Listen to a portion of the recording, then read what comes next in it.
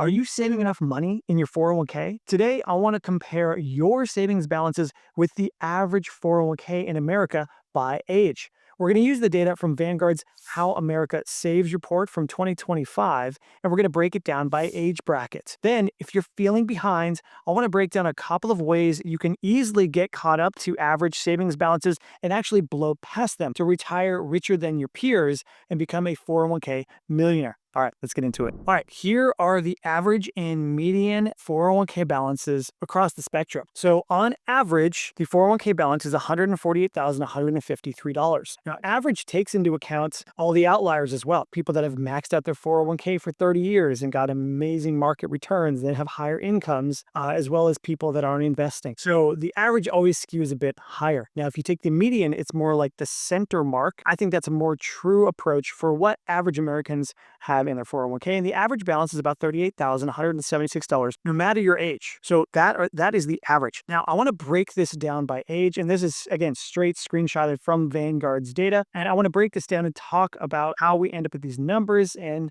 we'll get into some ways that you can get ahead of these numbers as well. So if you're under age 25, you probably have not been investing very long. I will say, I believe I got access to my first 401k when I was like 20-ish. It was after college, and I got my first job that had some benefits, and I decided to start investing in my 401k, and I got what's called a company match. Now, a company match means you put in some money, your company puts in some money. So for me, if I put in, I think it was something like 3% of my paycheck could go to it. Now, I was only making like $14 an hour, so that was like a whole lot of nothing. But at least I was investing something that came out of my paycheck, and my company put a little bit of money in. So as you can see here, under $7,000 is the average if you're under age 25, and that makes sense. A lot of people go to college, get a 4-year degree, and come out at age 22. So they're just getting started, or they go on to higher education beyond that, and they're like not doing much at all. And the medium, the center mark, is about $2,000. So this means just getting started, just getting some money in there. I don't think this is bad at all, but it just shows that under age 25, let's say you're 22, you're just getting started, there's not going to be a lot in there, but at least there is some momentum going. Let's get to the next age bracket here, which is age 25 to 34. Now, this is the beginning of your career. Again, if you graduated age 22, by the time you're 25 to 30, you are now starting to ramp up into your career. Maybe you're not at that entry-level position anymore, you're at a level or two higher, and you can start getting access to benefits. A lot of people that are in this age bracket are starting getting access to their 401k match. They're getting hired at companies that will put matching funds in there, and they've been regularly contributing for years. So the average amount, again, is going to be a lot higher, about $42,640, but the median amount, that center mark, is about $16,255. Now, if we just take the center mark of the age bracket here at age 30, if you have $16,000 in your 401k, I would say that's probably starting to fall a bit behind, considering most Americans think they need $1.26 million to retire. And I have an entire video on that. I'll link that up here. But if you're trying to get to $1.26 million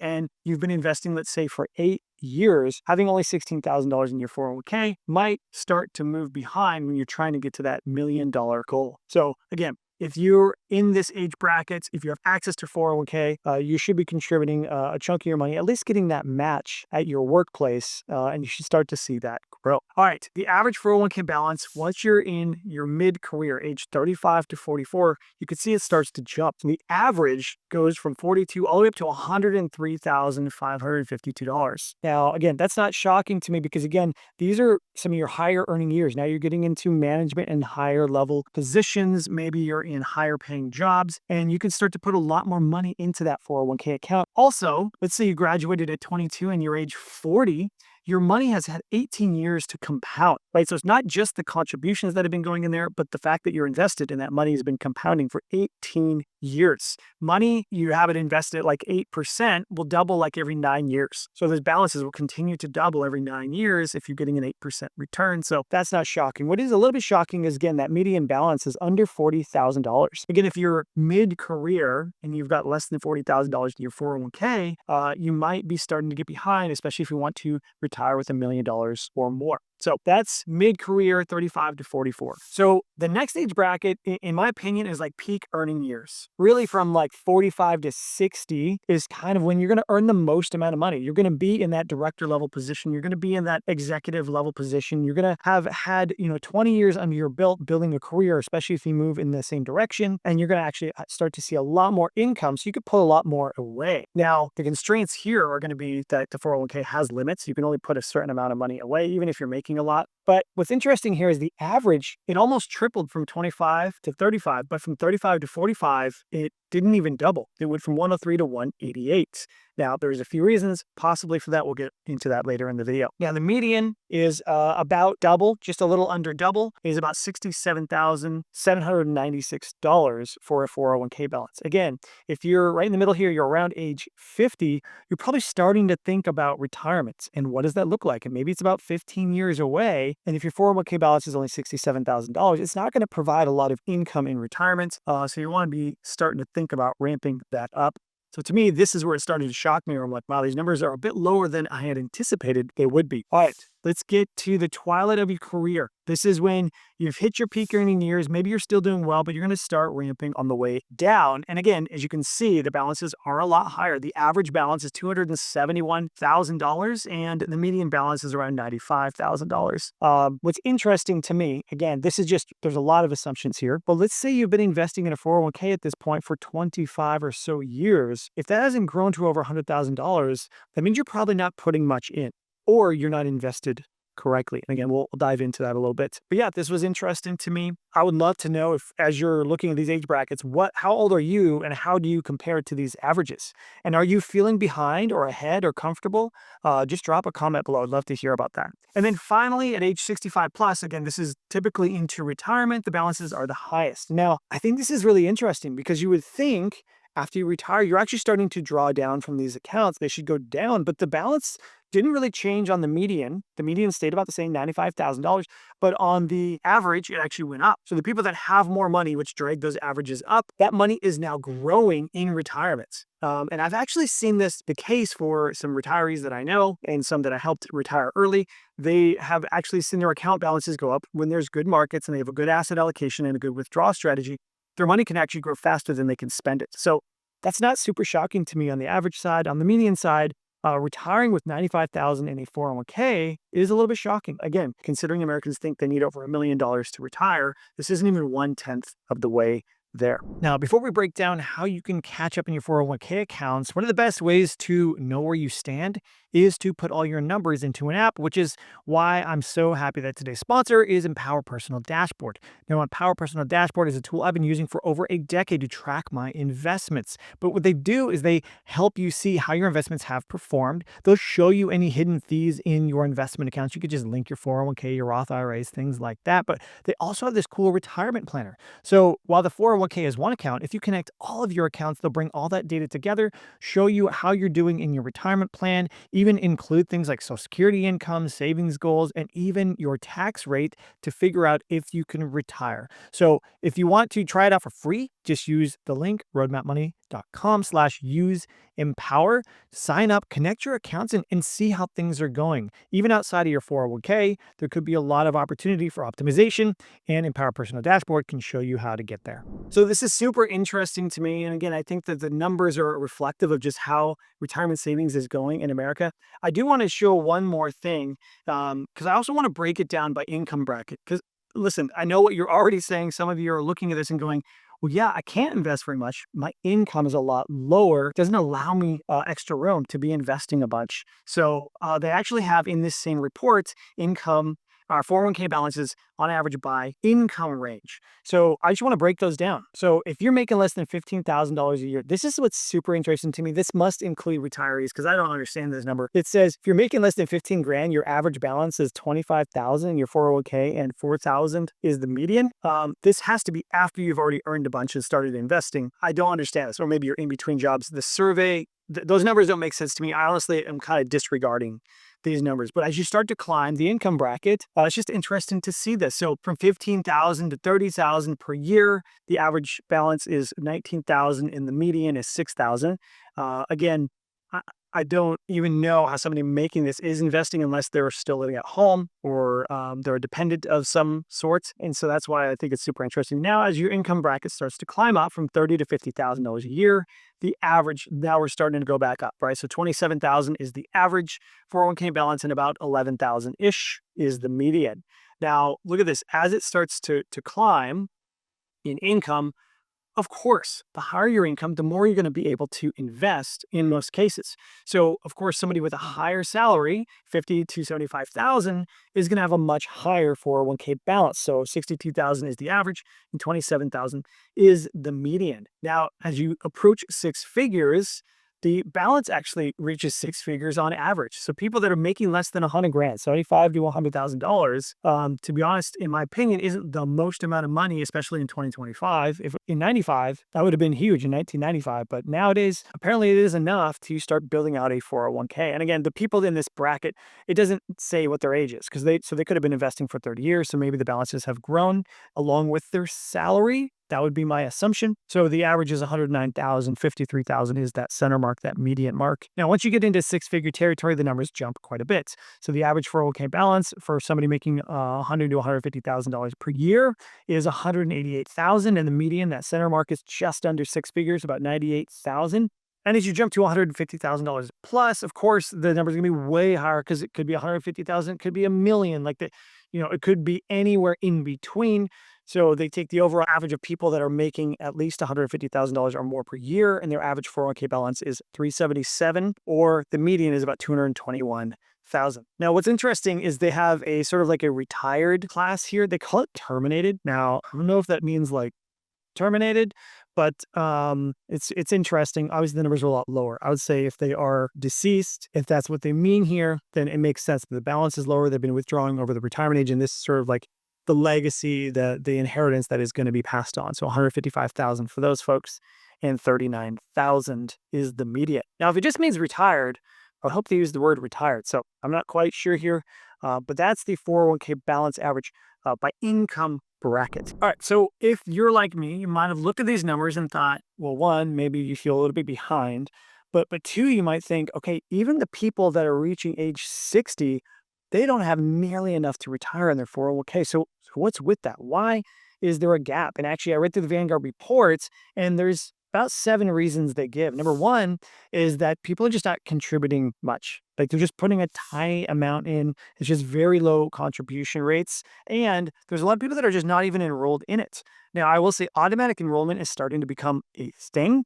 And so a lot of jobs are going to automatically start pulling money out of your paycheck and putting it in the 401k. As soon as you get hired, that's like a condition of employment, and you have to physically go in and opt out of that if you don't want to invest. But just low participation rates, low contribution rates are leading to these really low account balances. Number two is the employer match feature can be super awesome. It's actually one of my favorite features. And if you check out any of my videos on the investing order of operations, I'll link that here specifically for high income earners. But for anybody, I really tell people the 401k match is free money, right? If you put in money and your company matches 50 cents on the dollar, that's a 50% return on investment. It's incredible. But what happens is some employers are either not participating in the match, or the match is very low. It's like 3% or less. Or there's what's called a vesting schedule. And what happens is you don't actually get access to that match money for 3 or 4 years. But maybe you don't complete 3 or 4 years of employment and you leave that company, or you get fired. You now just lost all of those matching funds. So again, that could bring all your contributions a lot lower and the account balance a lot lower. Another reason Vanguard gives is that the default settings, like when you just sign up for the account, the default settings are very low, like contributing 3% of your paycheck. And honestly, recommended savings rate is going to be closer to 15 to 20% of your paycheck. Not necessarily all of it in the 401k, but just investing in general, you should be putting 15 to 20% away. And if you're only putting 3% and that's all you do, and you don't open any other retirement accounts, then of course you're just not going to see much growth in that account, even over decades. And so those low contribution amounts are going to massively affect your balance by the time you get older. Now, another reason is, and this is probably the number one reason, to be honest, is just financial stress. Life is expensive. Everybody knows inflation has actually started to impact our wallets in a massive way over the last 5 years. And having extra funds to put away and not just cover the bills is becoming increasingly difficult. So having extra funds to actually put into the market, even straight from your paycheck, is becoming harder and harder. So of course, you're not going to see a lot of contributions or growth. Now, another one that surprised me, but is honestly a big financial trap, is accessing your 401k funds early or getting a 401k loan. I will say the 401k loan is probably one of the worst products out there and scariest products. If you actually borrow against your 401k and you get fired, you might have to pay the thing back immediately, or all of a sudden you're in default to it, or they'll take it straight out of your 401k balance to repay it with penalty. So that's a huge scary thing. And people do that because they're, again, financial stress, they need access to the funds. The other one is early 401k withdrawals. If you don't do this correctly, I will say used strategically, early retirees can withdraw from their retirement accounts and not have any penalties. And it's a great early withdrawal, early retirement strategy. But if you're doing it for hardship reasons, you'll get hit with a 10% IRS penalty and your current tax rates. As a formal tax professional, I actually prepared taxes for a client that didn't reach out to us, and 2008, 2009 hit, and he lost his job and didn't have all home equity to tap and had to get access to something. And instead of taking a 401k loan, which again is not a great idea, but it's better than withdrawing your money early, he decided to just pull out all of his 401k funds. And he not only got hit with a 10% penalty, but a huge tax bill because that counted as income. And it was a large balance along with the income he had made that year, and got hit with a 5-figure tax penalty on top of having to raid his retirement. And now he's got to rebuild that whole thing from scratch after a decade of putting money in. So that can massively impact your 401k balance. Absolutely. And another big one, and honestly, nobody talks about this, is conservative investing. And what I mean is, typically when you sign up for a 401k, and I see this with my coaching clients all the time, they'll show me their accounts. And basically what I'm seeing is they sign up, they're putting the money into the 401k, but it gets put automatically in some balanced fund or some target date fund, which isn't necessarily a terrible thing. But the way that they're set up is they have a ton of money in bonds and in low yield products, and they're not really invested in the market. And so if the market returns 10 to 12%, their fund returns like 6% on average, even lower, 4 to 5% on average. And so while the market's, making more than double, this thing is not growing as well. And over decades, that compounding gap gets wider and wider. The difference between a 8% return and a 10% return can be $1 million over a lifetime. So if you're losing 5 to 6% compared to a regular market investment, your balances aren't going to grow. So when we were seeing some of the numbers there and it was showing, between age 55 and age 65, it only jumped about $80,000. That could be just poor investing decisions within the account. When you're younger, you typically need to be more aggressive. Invest in something like an S&P 500 index fund, not financial advice, but putting money into something that is going to be the market and grow and get those better rates and outpace inflation and grow a lot faster than sort of a balanced conservative investment approach. So that could be having a huge impact on these 401k balances. Honestly, it might be the biggest impact outside of contribution rate that nobody wants to talk about, but that is absolutely true. I've seen it over and over again. Okay, so how are you supposed to catch up if you're behind on these numbers? And how are you actually supposed to get to a $1.2 million or $2 million plus retirement, which is what most people want, if the average balance is only capped out at about $250,000? What's the difference? What do we do here? Well, I want to break down what you can do and actions you can take by age bracket so that you can self-identify, go, okay, I'm in this age bracket, I can do these things, so that you can not only get caught up, but surpass all these averages and retire with far more than any of these average account balances. So let's get into it. All right, if you are in your 20s, here's how to invest in your 401k. First things first, just sign up, get started. If your job did not auto-enroll you in the 401k, go to your HR department and say, hey, how do I start investing in my 401k? They'll give you the information. You go online, sign up, and start putting money away. What's really cool about the 401k, probably one of my favorite things, is it just comes out of your paycheck, so you never even see the money. It's not like you have to pull it out of your checking account, which is painful, and go put it over in this other account. No, it just comes out of your paycheck. The money doesn't even exist. So start small, even if it's a 1% of your paycheck, I don't care. Put a small amount. Then, if your company has what's called auto escalation, which means it can bump up by like, say, 1% per year, enroll in that too.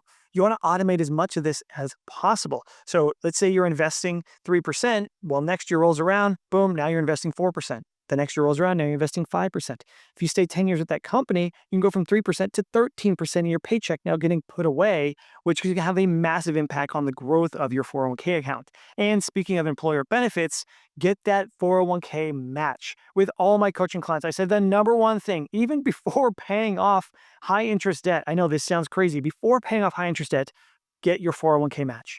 If your company says, hey, put in 5% and we'll put in 5%, that's a 100% return on investment. If you make 100K a year and you put in 5 grand and your company puts in 5 grand, you just made 5 grand.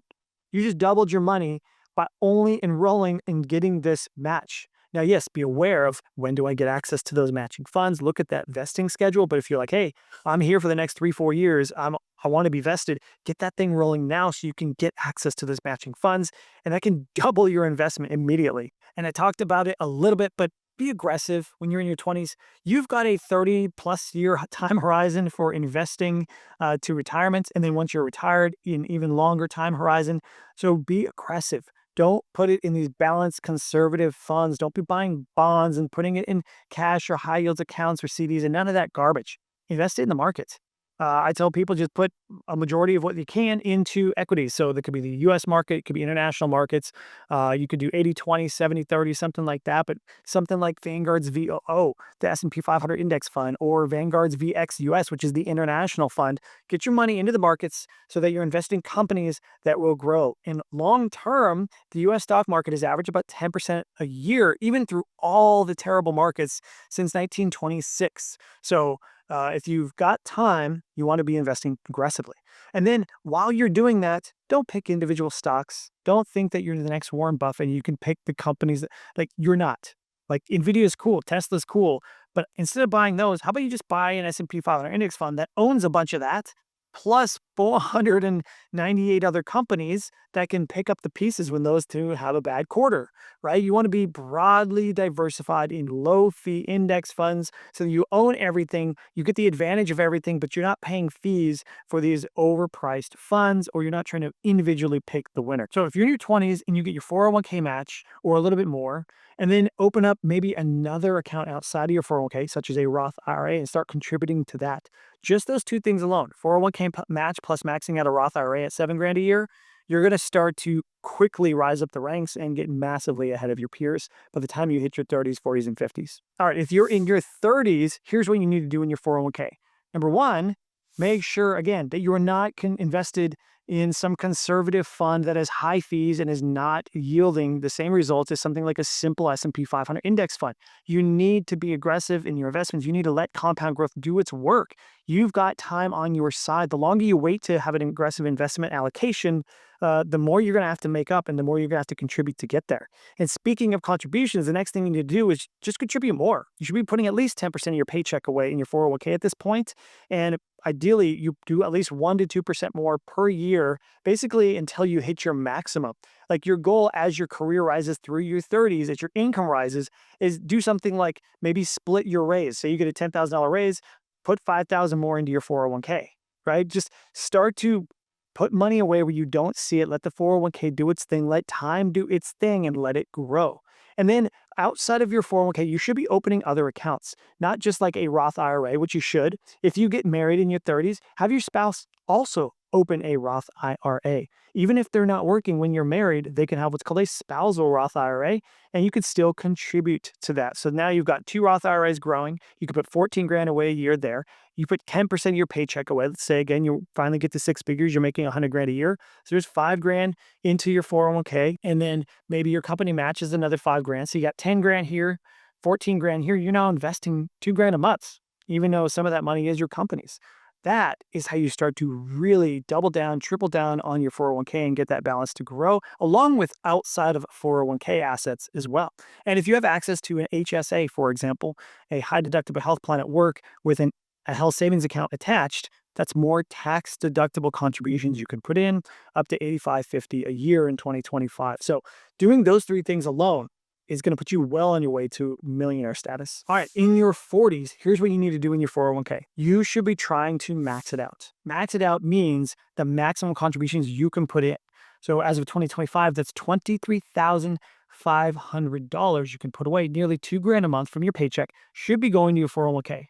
Number one, it's tax deductible, which is amazing. You can knock your taxable income down by almost 24 grand. Number two, you're still going to get that 401k match. So you'll put in 23.5. Maybe your company puts in another 5 grand, depending on what that match is.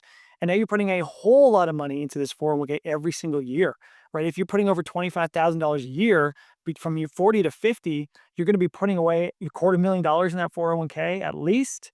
Yeah, that's going to get you way ahead of the average account balances and have you way on your way to a 401k millionaire status by the time you want to retire. You should also be, again, putting money outside of your 401k away as well. So not only are you maxing this out, you're maxing out a Roth IRA, you're maxing out an HSA if you can, all tax advantaged accounts. If you have a high income, you also might get access to things like employee stock purchase plans or something called mega backdoor Roth. Could be an IRA or a 401k, but the idea is you can put in more than the maximum contribution to your 401k plan. So if you work at a tech company, sometimes they have this built in, the Microsofts of the world, Amazon's, Meta. You could go in and contribute even more, tens of thousands of dollars more, and then roll that into a Roth account. So there are tons of ways to start maxing out all these other accounts, but from 40 to 50 in your high earning years, you're going to want to put as much away as possible because you're going to want that. You're basically going to load up your retirement and then just let it grow for the next 15 to 20 years into retirement so you can retire a multimillionaire. All right, once you hit age 50, this is when you can put your foot on the gas. There is something called a catch-up contribution. And in your 401k account, what that allows you to do is put in extra $7,500 a year away. So from age 50 to 60, instead of putting away $23,500, you can put away $31,000 per year into that 401k account. So you're getting the match. You're getting the full catch-up contribution of $31,000. So say you're investing a total of $36,000 at that point. Now you're putting away basically $3,000 a month into this tax advantaged account, and you're going to let that grow for the next 15 years. That's huge. So hit your catch-up contributions, but also do the same thing in your Roth IRA. Roth IRAs also allow catch-up contributions, and you can put up to $8,000 a year away instead of 7. So for you and your spouse, that's 16 grand instead of 14.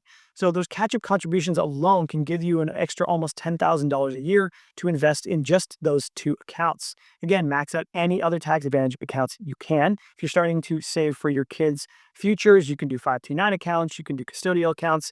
Again, max out that HSA account. Now, if you have extra funds, if you're in high earning years, you're already maxing out these catch-up contributions, you're going to want to open a taxable brokerage and make sure you start putting the money away there. This is huge for a couple of reasons, but the number one is flexibility.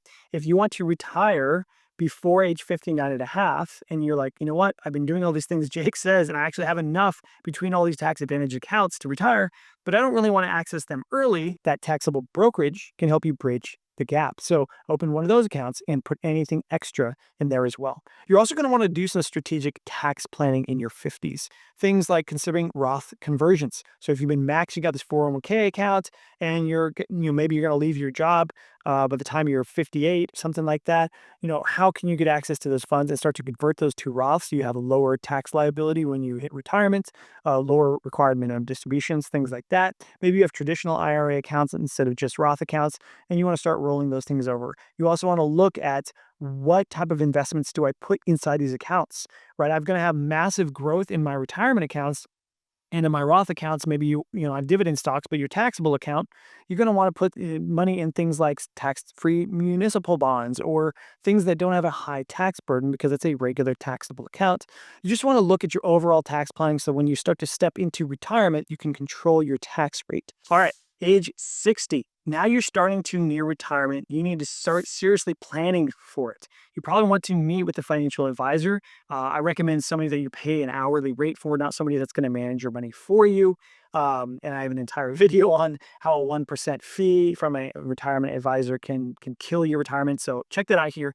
But what I would do is meet with one and actually meet with one that can break down potential withdrawal strategies, tax strategies, and asset allocation so you know what to invest in.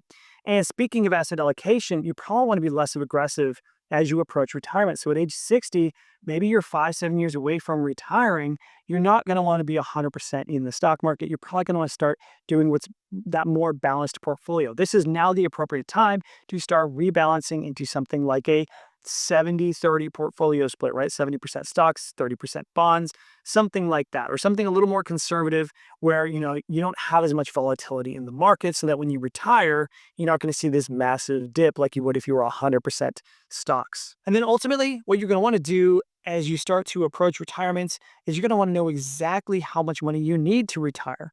And I actually made an entire video on that right here. And if you check out this video, I'm going to break down everything I do for my coaching class where we break down the retirement number, the retirement budget, we reverse engineer it, include pension income, social security income, and then basically figure out exactly how much their investments need to cover so that they can become financially independent. You might be there by the time you hit 60 if you follow through these steps. So I would check out the video right here, watch it in its entirety, and then use the free calculator I have in there so you can figure out when your investments are going to be enough to cover your retirement.